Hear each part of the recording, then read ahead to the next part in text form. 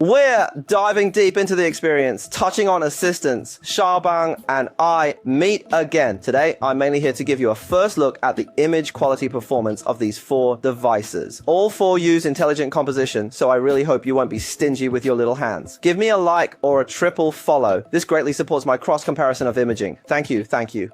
Just to clarify something beforehand, the Huawei and Xiaomi devices, they've actually been on the market for quite a while now. So their camera performance, relatively speaking, is very, very stable. As for this Vivo model, it was released even earlier than the OPPO and it has received 4 successive system updates. Each of these updates has specifically addressed its imaging capabilities, meaning it's also quite stable now. As for this OPPO model, everyone should view it rationally because it was only released last night. You could only get it so quickly by pre-ordering at an offline store right after the launch event. There's a system version update that has optimized the camera's photo-taking capabilities. So this is also a launch version. Subsequently, there will certainly be more system updates continuously focusing on imaging. We'll also have a very detailed episode where I'll reevaluate it thoroughly for all of you. With these 4 phones displayed here, which one do you all find more aesthetically pleasing? According to the numbers, 1, 2, 3, 4, if you think it looks good, type it in the chat. I'm a big fan of this OPPO model. I think, wow, this texture is exactly what I want. It's very well designed. Its camera module, I think it's subjective. Huang and I both felt this hexagon looked really good, very well designed. And then with the 2 bark-like panels below and some orange accents, it truly has that ultra feel, very premium. As for the white one, I think it's okay. But the orange one, oh, it's really hard to describe.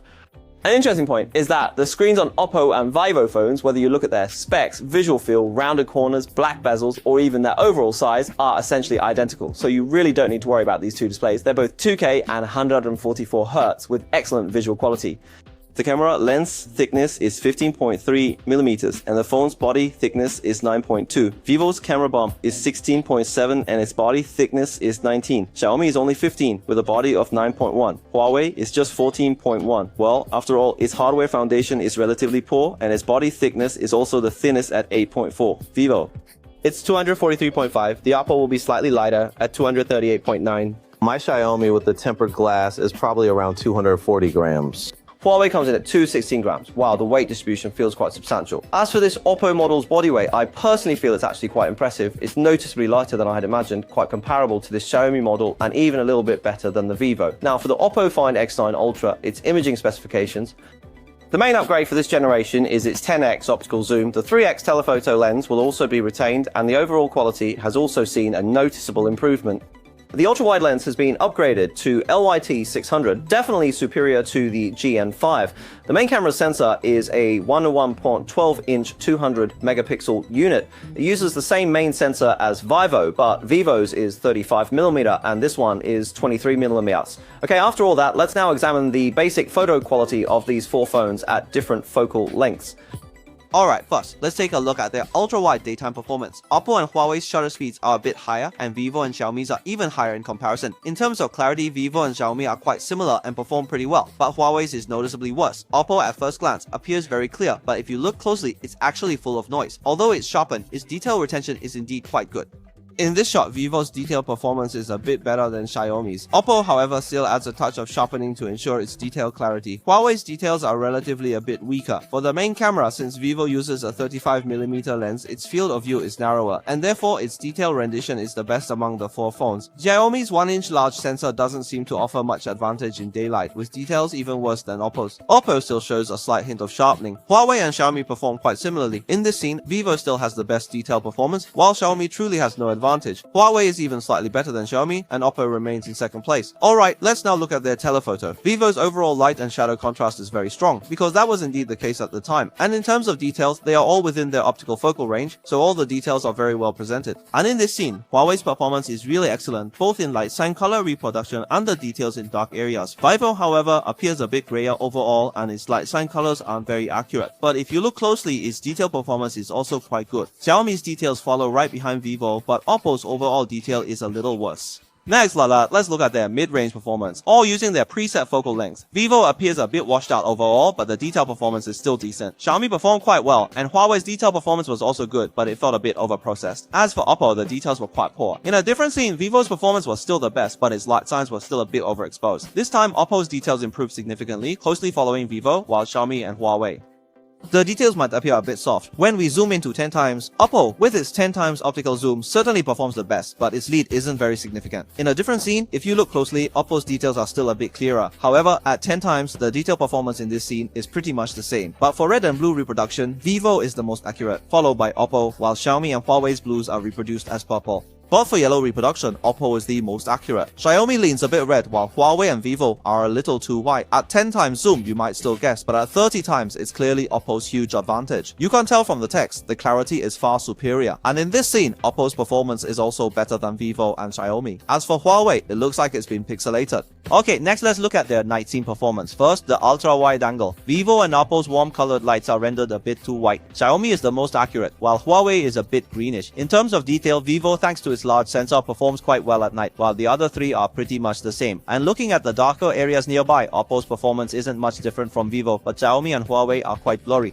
Coming to this scene, Vivo and Huawei are better at light reproduction, and Vivo still has the best detail performance. OPPO is actually not bad either, quite a bit better than Xiaomi and Huawei. In this scene, all four phones did okay with light reproduction, but the surrounding environment had some color shifts for each. After all, the environment at the time was very dark, so it's hard to say which one had the most accurate color. For central details, Vivo, due to its 35mm focal length, definitely has the best clarity.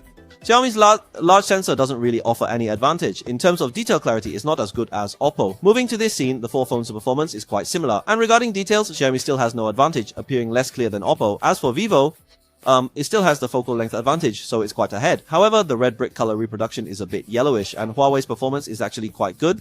Next, let's look at their telephoto. The four phones look very similar. Vivo performs best in detail clarity, OPPO is second, Xiaomi is slightly worse, and Huawei is quite poor. But once Xiaomi is switched to 4.3x, since it's an optical zoom, its clarity immediately improves. And in this scene, Huawei has the most accurate color reproduction, while the other three phones are a bit washed out. For lit areas, Xiaomi performs best. Vivo and OPPO, though different in approach, feel quite similar. Huawei, however, shows some colored halos, but for vegetation clarity below, Vivo is still superior. But overall, OPPO manages that bit of noise, and its clarity is still quite good. Xiaomi and Huawei, though, tend to smudge. Moving on to their mid-range zoom, Vivo still performs the best. The other three, OPPO, smudges a bit too much. Xiaomi is blurry, and Huawei is a bit soft. I noticed that Vivo, with its original colors when shooting warm light, the colors can appear a bit pale, but the details are still the best among the four. If we zoom Xiaomi to 8.6x, its detail rendition will actually be a bit better. You can clearly see this from the text. For OPPO's 6x zoom, I personally feel it hasn't been fully optimized yet, and might need to wait for future software updates for a retest. At 10x zoom, OPPO activated its 10x periscope telephoto lens, so its detail performance is undoubtedly the best among all four phones. But in this darker area right next to it, OPPO cannot enable its 10x periscope zoom. Instead, it uses 3x and crops, so its detail performance is definitely not as good as Vivo's and Xiaomi's, only managing to beat Huawei. For the text under this light sign, OPPO still cannot activate its 10x periscope telephoto, so its details are not very good either. But by constantly switching lenses, I seem to trick its system into auto-activating the 3-jack periscope telephoto. In took a shot. Its night mode actually only takes 1 second, but the clarity improvement is very obvious. In the camera settings, there's an adaptive telephoto lens option, but even if you disable it, it's still ineffective. The system will continue to directly utilize your 3x lens to perform a 10x digital crop based on the ambient light conditions. Consequently, the resulting image quality is quite unsatisfactory. Therefore, I suggest that OPPO should provide users with the option to manually force the 10x zoom. If OPPO were to successfully activate its 10x periscope telephoto lens, its performance in challenging low light environments would indeed be exceptional. In this scenario, Xiaomi's performance was also quite good. Vivo, however, was a bit over-processed. Okay, for the light-up sign test, only Vivo clearly captured the environment around the sign. The other three couldn't. As for reproducing the red sign, Vivo and OPPO were the best. Xiaomi's color leans a bit towards magenta, while Huawei's is more of an orange-red hue. At 30 times zoom, OPPO didn't really leverage its 10 times optical zoom capability. Instead, it still opted to rely on AI algorithms. So from this particular strap's head, we can clearly see that Xiaomi's color reproduction is the best, and its details are the closest to reality. Looking at this distant light sign, the results from all four phones were quite unusual. Alright, let's quickly examine two portraits. Vivo, Xiaomi and OPPO actually have a similar visual feel. Huawei tends to make people look a bit whiter, with a reddish glow. Regarding hair cutout details, Huawei made a slight error. The other three don't differ much, but Xiaomi performed the best, followed by OPPO. Vivo, on the other hand, was slightly worse. The daylight board next to the figure was best rendered by Vivo, with precise color. Huawei was also accurate, but had a black border. Xiaomi turned red and OPPO became yellow. From this, we can also see Xiaomi's excellent hair cutout detail, which is quite stable. Vivo, OPPO and Huawei also performed quite well in this shot. Alright, let's quickly test their color reproduction. The one that looks most natural to the human eye should be OPPO. Vivo's photos are a little bright, Xiaomi's are a little dark, and Huawei's are a bit underexposed, but Xiaomi is the most accurate at reproducing this red color. Vivo leans a bit magenta, OPPO is a little too saturated, and Huawei is just too dark. Of these three, OPPO has the best overall color accuracy. When only a blue light is cast, the overall color impression from Huawei is the best. Xiaomi is also quite good, but its overall appearance is a bit too dark. As for Vivo and OPPO, they tend to look a bit greenish blue, which isn't quite accurate. And with warm lighting, Huawei continues to show the best performance. OPPO then ranks second. Xiaomi is still a bit too dark. Vivo, on the other hand, is a little too bright. If we retain both the blue and warm light, then Huawei still delivers the best overall performance. Xiaomi and OPPO are actually quite decent as well, but Vivo, however, still tends to capture blue light with a noticeable greenish tint. Finally, let's take a look at the telephoto macro capabilities. Huawei is truly in a league of its own. Vivo comes next with its 3.7K zoom and close focusing distance. Its performance is quite good. And the 4:3 zoom from Xiaomi and the 3x zoom from OPPO actually produce similar results. Vivo, Xiaomi and Huawei show pretty good detail. OPPO, however, is slightly worse. Okay, based on the image comparison we just did, here's a summary for everyone. Although we haven't tested video recording, this segment you're watching now is being recorded by the OPPO Find X9 Ultra using its 4K 60fps main camera. So, from the recent image comparison, I believe you can all clearly see that this current version hasn't been properly optimized yet. In many aspects and different scenarios, I personally find it to be somewhat underwhelming, especially when it uses 3x cropping to 6x magnification. Its overall image quality, I personally feel, indicates the algorithm isn't quite stable yet. Now, it's 10x telephoto lens. In fact, whenever it can be activated, its performance is truly outstanding. It's quite a bit better than the other three phones, especially when we talk about image clarity. But then at night, if the lighting is just a little bit dim, well, it simply won't engage. And that, you see, is a really significant problem. Well, that just brings us back to the problem with the old OPPO Find X8 Ultra. Its 6x zoom often couldn't be activated, so it was just a complete waste. Since OPPO has already provided an option in the settings to disable adaptive telephoto, if people want to use 10x zoom, then let them use 10 times. You shouldn't be making choices for other people. Well, of course, the OPPO Find X9 Ultra hasn't officially launched its first sale yet, because this particular unit I have was an early pre-order. We'll need to wait for several more software updates to be released before we can conduct a truly comprehensive and detailed review. Alright then, this video will conclude right here. All four of these mobile phones were purchased entirely at my own personal expense. So, my dear friends and viewers, please don't be shy or hold back. Give me a triple like and a thumbs up.